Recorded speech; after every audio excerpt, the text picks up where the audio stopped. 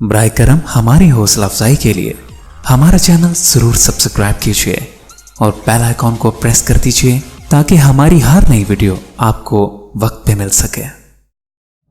औज़ुबिल्लाहिमिनश्शैतानिर्रजीम, बिस्मिल्लाहिर्रहमानिर्रहीम। अस्सलाम वालेकुम ख़वातीन हज़रात, मैं हूँ आपका होम्योपैथिक डॉक्टर रिजवान साकिब। और गुज़श्ता वीडियो में मैंने आपको बताया था कि बर्स या फुलबेरी या लिकोडर्मा जिसको कहते हैं वाइटिलिगो, उसमें क्या खाएं और क्या ना खाएं, ये इसके बारे में बात करेंगे। लेकिन ज़ाहिर है वीडियो की तवालत की वजह से मैंने सिर्फ यही बताया कि क्या हम ना खाएं। आज हम आपको बताएंगे कि क्या चीज़ें हम इसमें खाएं, कौन सी चीज़ें हमारे लिए, अगर खुदा खास्ता फुलबेरी का मर्ज़ लाहक हो गया है तो हमें क्या चीज़ें खानी चाहिए, और फिर यह है कि वो कौन सी चीज़ें हैं जो हम अगर खाएं तो हमारी स्किन की हिफाजत रहती है और वाइटिलिगो या फुलबेरी या बर्स का मर्ज़ जो है उससे हम महफूज रह सकते हैं।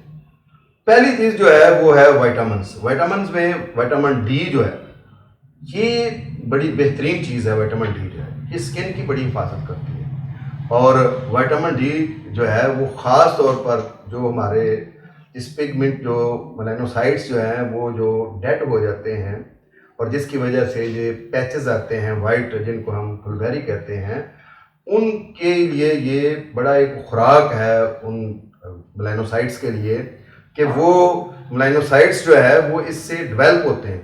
तो विटामिन डी हमें मिले कहाँ से भाई? विटामिन डी का सबसे बड़ा सोर्स तो धूप है।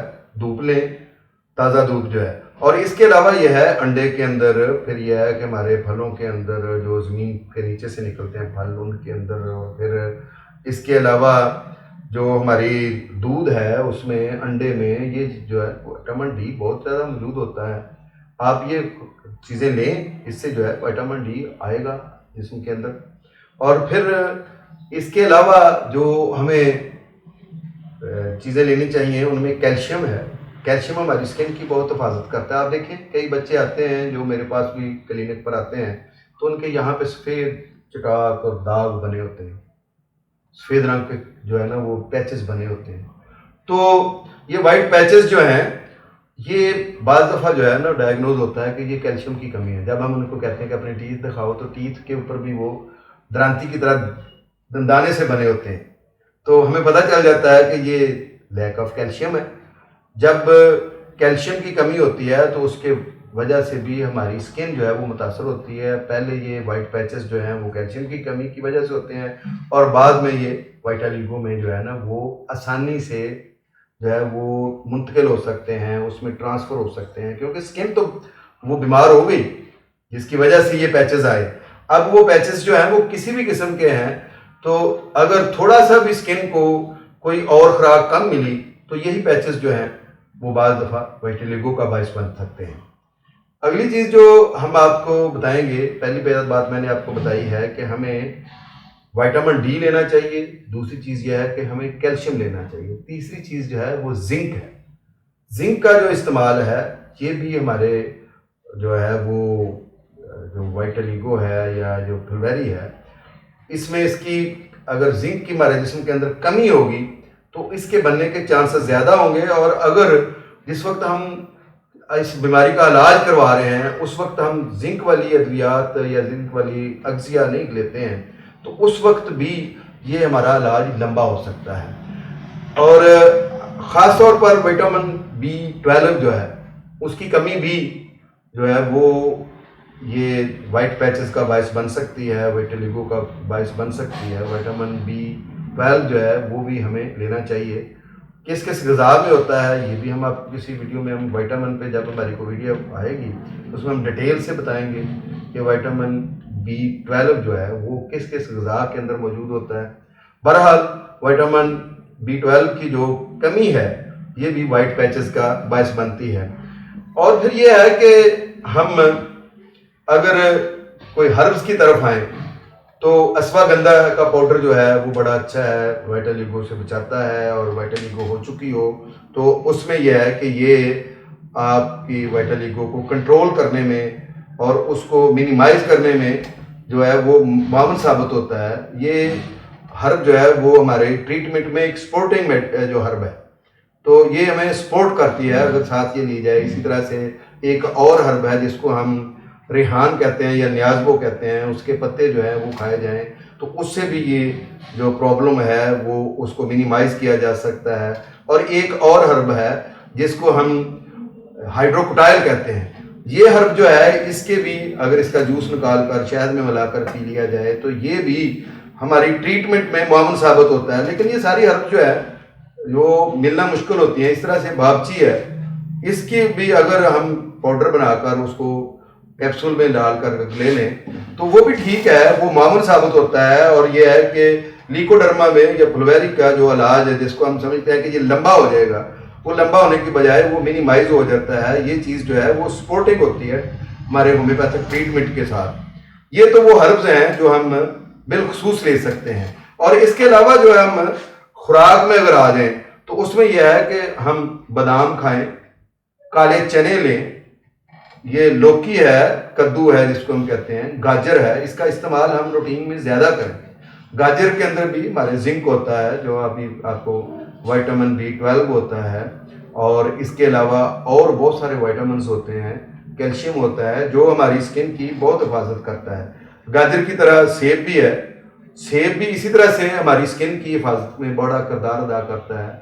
जो भी चीज़ जिगर के लिए मुफीद है या जिगर को सेहतमंद बनाती है वो लामहल्ला हमारी स्किन को भी जो है वो तंदुरुस्त करती है, तवाना करती है और उसको हशाश बशाश बनाती है। तो इसलिए हमें बादाम है, गाजर है, लौकी है, कद्दू है, फिर काली तोरी है जिसको हम बोलते हैं, या कद्दू तोरी भी कई लोग कहते हैं इसको, वो ले सकते हैं। फिर आजकल एक और सब्जी आई हुई है जिसको आमतौर पर यहाँ पे हमारे इलाके में माड़ू के नाम से जाना जाता है। ये कद्दू से थोड़ी सी मुशाबत रखती है, और इसके अलावा ये है कि ये काली तोरी की तरह से ज़रा लंबी होती है, तो ये भी इसके लिए बहुत मुफीद है। इसको भी आप सब्ज़ी के तौर पर पकाकर खा सकते हैं। और ये जो गाजर है इसको भी सब्ज़ी के तौर पर, लौकी को, कद्दू को हम सब्ज़ी के तौर पर भी पकाकर खाएं तो ये हमारी स्किन की हिफाजत करती है। एक और चीज़ है जैसे टोटकों के तौर पर कि अगर आप फुलवैरी के मर्ज में मुब्तला हो चुके हैं, या ये है कि आपको ये खदशा है कि आपके फैमिली में ये आ रही है, तो आप जब सेब का भरपूर मौसम होता है उस वक्त सेब लें और उसका जूस बनाएं। जूस बनाने के बाद उसमें 1 चम्मच चुकंदर का जूस डाल दें और इसको आप रोज़ाना कम से कम 1 गिलास रोज़ाना पिएं। ये स्किन के लिए बहुत मुफीद है और ये वाइट पैचेस से बचाता है। आप ये अपना मामूल बना लें तो अल्लाह के फजल से आप फुलवैरी से बच सकते हैं। और नाज़रीन एक चीज़ और मैं आपसे शेयर करना चाहता हूँ कि हमारे जो है ना घरों में ये सिल्वर स्टील के बर्तन आ गए हैं। हमने तांबे के बर्तन, कापर के बर्तन जो हैं उनको बेच दिया, उनको घर से निकाल दिया और उनके एवज जो है हमने सिल्वर स्टील जिसको हम एल्यूमिनियम कहते हैं उनके बर्तन ले लिए। एल्यूमिनियम का जहर जो है वो हमें कैंसर भी पैदा कर रहा है, वो हमें फुलवैरी भी पैदा कर रहा है, वो लिकोडर्मा या विटिलिगो जो है बर्स है जो ये पैदा कर रहा है।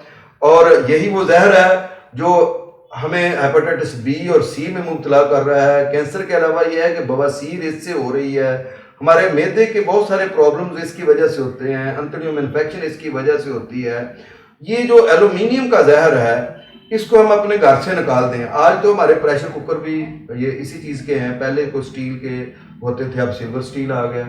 और पहले हम जो हमारे पास घरों में देजकियाँ होती थी या मिट्टी की होती थी जिनके अंदर खाना पकता था और वो सेहत के लिए बेहतरीन होता था। और या फिर ये था कि वो तांबे के बर्तन होते थे। तांबे के बर्तन में अगर खाना खाया जाए तो ये आज खुद फुलवैरी का लिकोडर्मा का बेहतरीन इलाज है। और तांबे के बर्तन में अगर एक दिन कोई खाना पका कर आप खाएं तो उससे बजाते खुद कॉपर जो है, तांबा जो है वो जिस्म के अंदर जाएगा और यह है कि फुलवैरी का बजाते खुद एक बेहतरीन इलाज होगा। वैसे हमारी होम्योपैथी में भी इसकी मेडिसिन है क्यूपरियम मेट। अगर कॉपर की, तांबे की अगर कमी जिस्म के अंदर मौजूद है तो हम क्यूपर मेट दे देते हैं, उससे भी ये इलाज हो जाता है। जिन घरों में ये सहूलत मौजूद नहीं है कि तांबे के बर्तन मौजूद हों वो होम्योपैथी की ये मेडिसिन भी हमसे ले सकते हैं। उससे अल्लाह के फजल से यह है कि ये कमी भी दूर हो सकती है। और इसके अलावा सनफ्लावर सीड्स हैं, गाजर का सूप है, फिर ये कद्दू का सूप है। ये अब सर्दियों का मौसम आ रहा है, इसमें ये सूप जो है आप बनाकर घरों में पिए और उसमें बेशक उबाल के अंडा जो है उसको वो काट कर वो डाल लिया जाए, सूप का जायका भी और बेहतर बन जाता है और ये स्किन भी महफूज हो जाती है इन बीमारियों से। और हम अगर हरी सब्जियां हैं, दालें हैं और खुश्क मेवा जात हैं, वो अगर रूटीन में ज़्यादा खाएं तो अल्लाह के फजल से हम फुलवैरी से महफूज भी रह सकते हैं। और जिन लोगों को फुलवैरी हो चुकी है उनका इलाज जो है उसका अरसा मिनिमाइज हो सकता है, यानी अगर वो इलाज लंबा है तो उस इलाज को हम कम अरसे में जो है ना वो मुकम्मल कर सकते हैं अगर ये साथ चीज़ें खाई भी जाएं तो। आज नाज़रीन हमने आपको बताया है कि वो कौन सी अद्विया जो ग़िज़ाएँ हैं जो हम खाएं तो हम फुलवैरी के मर्ज़ से बच भी सकते हैं, और अगर फुलवैरी हो चुकी है तो उसके इलाज को हम मिनिमाइज़ कर सकते हैं और ये ग़िज़ाएँ जो हैं हमारे इलाज के दौरान मुआवन साबित हो सकती हैं। फुलवैरी से बिल्कुल ना घबराएं, फुलवैरी को बिल्कुल ना छुपाएं। अल्लाह के फजल से फुलवैरी का, लीकोडर्मा का, बर्स का होम्योपैथी में ज़बरदस्त कामयाब इलाज मौजूद है और बहुत सारे ऐसे पेशेंट हैं जो हमारे पास आए और अल्हम्दुलिल्लाह इस मर्ज़ से जो है वो निजात हासिल कर चुके हैं।